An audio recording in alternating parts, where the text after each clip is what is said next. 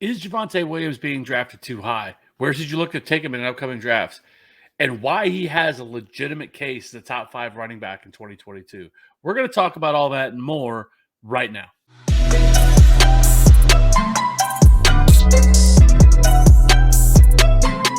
Welcome in. Let's just get right into it. So, Javonte Williams is probably one of the more polarizing players heading into draft season here next month.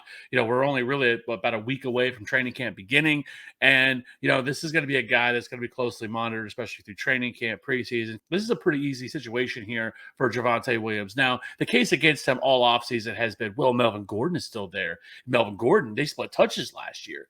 But there's just no context behind that whatsoever because, one, this is a completely different coaching staff. Like, this isn't the same coaching staff as last year. This is a completely different offense. Russell Wilson is now the starting quarterback here. Nathaniel Hackett is now the head coach. Like, this is just a completely different system, right? And not to mention the fact that nobody even mentions the fact that they literally let Melvin Gordon walk, and he sat there for a couple of months, could have signed with anybody, and then they brought him back on a super cheap deal.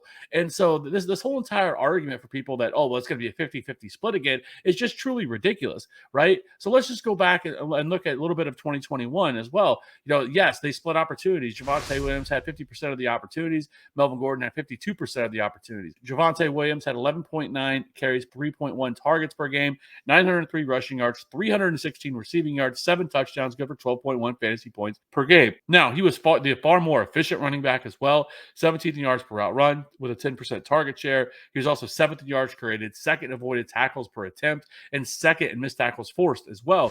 You compare that to Melvin Gordon, who averaged just a little bit more, 12.7 carries per game, 2.4 targets per game.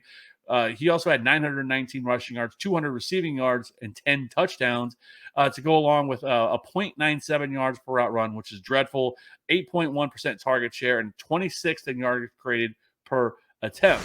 So obviously Javonte Williams is a far more productive one. Currently at ADP right now, Javonte Williams on Underdog Fantasy is going 24.5. Melvin Gordon is going 109.5. Compare that to FantasyPros, season long, he's going 20th overall. We're starting to see him slip a little bit further down because I think some people are starting to buy more into this narrative that it's going to be a 50-50 split. He is now starting to go after guys like Aaron Jones, DeAndre Swift, Leonard Fournette. All those guys are going ahead of him. And then you have Melvin Gordon going 96th overall. And I expect Javonte Williams, I think he settles in as kind of a late second, early third, where you have Melvin Gordon coming in probably somewhere right around the same, probably 8th, 9th round. So, you look at the two, right? And there's one narrative that I continue to hear as well is that Nathaniel Hackett favors a committee approach. And it's just not true, right? One is just recency bias because we're coming off where he was in Green Bay last year, where if you look at the chart here that we have up, if you look at it in Green Bay last year, yes, it was a true split. 223 for Aaron Jones, 221 for AJ Dillon. But in the years past, like we see here, almost 6 of the 8 years, he has favored a true RB1 going back to 2013 with Buffalo. Because if you look at this, 2020 in Green Bay, 2019 in Green Bay, Aaron Jones completely led his backfield in touches. And then you go back to Jacksonville. Now, Jacksonville 2018 should have an asterisk next to it because Leonard Fournette only played in 8 games that year. But during that time, he averaged 19.5 touches per game. So he was still the lead back, but he just got hurt that year. And then the same thing, 2017, 2016 was some terrible running backs in Jacksonville that year.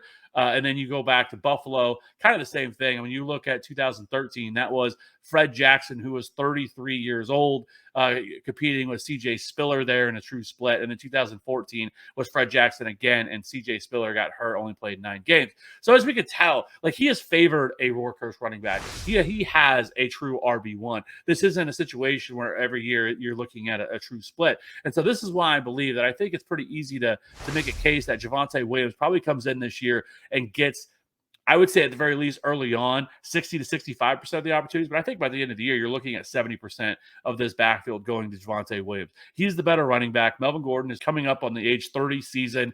He is declining in terms of efficiency. Yes, he was good in terms of raw numbers last year, in terms of just volume.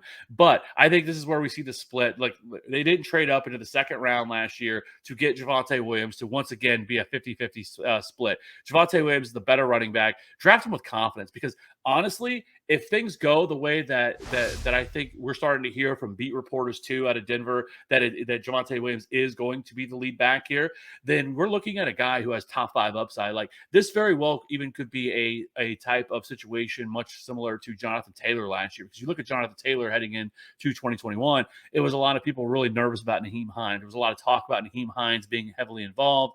And so I think that kind of held down Jonathan Taylor's ADP, who ended up going like RB11, RB12, very similar to where Javonte Williams is going. And it's kind of a similar situation here in Denver. So listen, I am drafting Javonte Williams, especially if you can get him late second, early third. I think that's great value there with getting a guy like this who has such a high ceiling, is such a great running back. Don't be worried about all the negativity coming out, in terms of Javonte Williams. Don't buy that. Fade the noise. Buy the hype. I'm all in on Javonte Williams in 2022.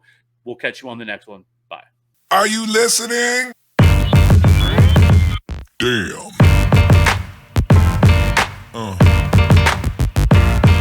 Yeah. Yeah.